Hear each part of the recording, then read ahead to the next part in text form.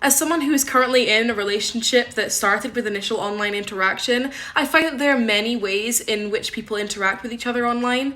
Firstly, when I was in academy, I used things like Facebook and Snapchat, like any other person, to communicate with people I'd already met in person.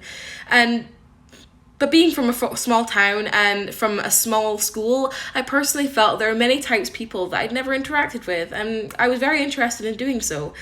And while meeting friends and such like online, after a while I began to meet people that I was attracted to, and eventually I found the person that I'm with today after 2 years since meeting in person. Before meeting in person, when I met him on a talking app for young adults when I was 17, I found that there were traditional relationship values that we had in regards to our romantic interactions, and this personal experience in regards to online love backs up the many discoveries made by psychologists such as Rack and Bonds-Rack in 2008 in regards to the interaction of young people online. In a generation we've grown up with technology, it's almost expected that anyone who is looking for a relationship or perhaps short-term interactions with other individuals, that they will be on a dating site and they will be talking to people using social media.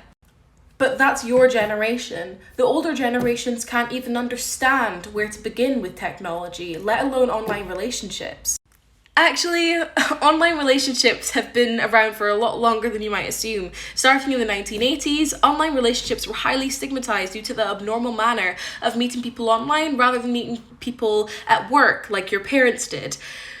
People who got involved in online relationships tended to be people who struggled socially, but like any other human being, they wanted to find a way that they could feel comfortable in finding love. I didn't realize it's been around for that long. But what happens once you've actually met people online? Surely they didn't just speak to someone through emails.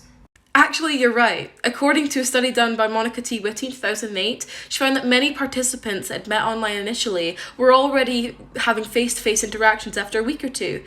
And she also found that people who use dating sites as a way to find a future partner tend to be more particular and fussy with who they would like to get to know more compared to people who don't use dating sites as a medium for love. Yeah, I see. So actually online love is very similar to traditional relationships then.